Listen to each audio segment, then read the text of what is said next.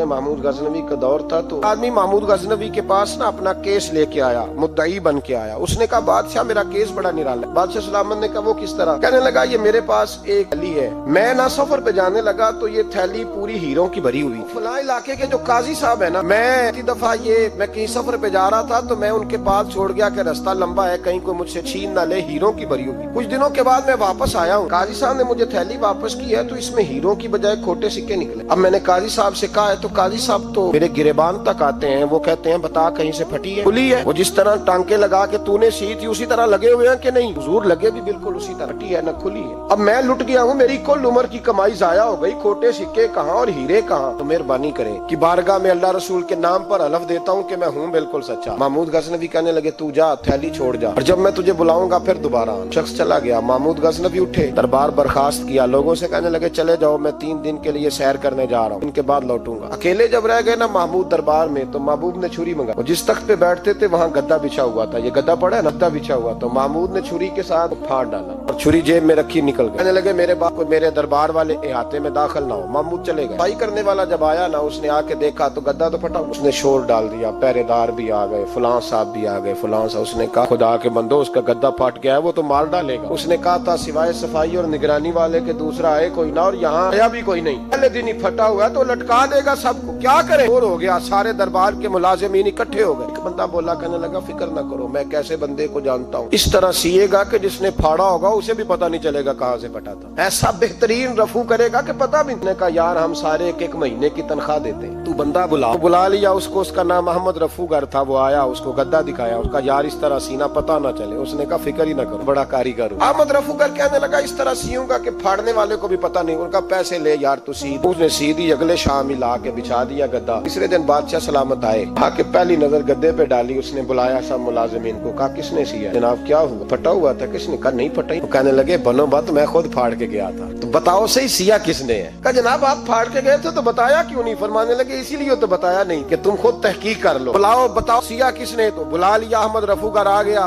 उसको जब बुला के सामने बादशाह खड़ा किया, कहा भाई तुमने सिया है? कहने लगा हुजूर आपके सारे मुलाजिम इकट्ठे होके आए थे, मेरी गलती कोई नहीं। कहा नहीं यार तू बड़ा कारीगर है, मैंने अपने हाथ से फाड़ा था पर मुझे भी नहीं पता चल रहा कहाँ से फटा था। अच्छा ये बता ये थैली जो है ये भी तूने सी थी? उसने कहा जी आपके खादम का ही कारनामा है, तो फलाने इलाके के काजी साहब आए थे, इसमें से हीरे निकाल के तो खोटे सिक्के भरे थे, तो मुझे भी थोड़ा सा हिस्सा मिला था। महमूद ने सारे वाह इकट्ठे कर लिए, सबूत भी इकट्ठे कर लिए। फिर काजी को बुलाया, सारे सबूत इकट्ठे करके काजी साहब को बुलाया, तन्हाई में ले जाके। महमूद गजनवी ने कहा काजी साहब आपसे गलती हो गई, गरीब आदमी था, वो लुट गया है, उसने तो बड़ी मुश्किल से कुछ हीरे जमा किए थे और उसकी कुल कायनात थी, तो आप उसका माल उसे दे दे, बात खत्म। काजी साहब कहने लगे आप मुझ पे इल्जाम लगा रहे, सवाल ही नहीं पैदा होता। आप मेरी दाढ़ी देखें, आप मेरा एजाज देखें, दुनिया जानती है मैं। कहा काजी साहब इंसान भूल ही जाता है, भूल जाता है, गलती होगी, माल ने कहा नहीं सबक मैं तन्हाई में पूछ रहा हूँ, उस वक्त पूछ रहा हूँ जब दूसरा मौजूद कोई नहीं। आज तौबा कर ले, कुछ नहीं कहूँगा, तू मेरी जुबान पे एतबार कर, तुझे पता है मैं जो कहता हूँ उस पे अमल भी करता हूँ, आज आ जा। पर काजी ने कहा नहीं मेरी गलती कोई नहीं। महमूद ने फिर बड़े दरबार में बुला लिया। मजमा आम में मोहलत के दिनों में जो तौबा कर ले वो बच जाते हैं, लेकिन लोग रुस्वानियों के दिनों में फिर वापस लौटते हैं अगला घर देख के, फिर हालात और तरह के हो चुके होते। जब बड़े दरबार में काजी को बुलाया, भाई तू मानता है कि नहीं? उसने कहा नहीं। कहा बुलाओ अहमद रफूगर को। वो अहमद रफूगर आया तो बूढ़े काजी की टांगे कांपने लगी, जुमले टूटने लगे, लफ्ज जमीन पर गिरने लगे, बात सही नहीं होती, जुबान लड़खड़ाने लगी। महमूद कहने लगे काजी मैंने तुझे कहा था वहाँ मान जा बात, अब बड़े दरबार में बोल। जब काजी साहब की गर्दन खुद ब खुद झुक गई तो दुनिया समझ गई। कहा निकल जा मेरे दरबार से। महमूद बोले निकल जा, नहीं तुझे इज्जत दी, इतनी बड़ी तनख्वाह दी, काजी बनाया, और ये थोड़ी सी रकम के लिए,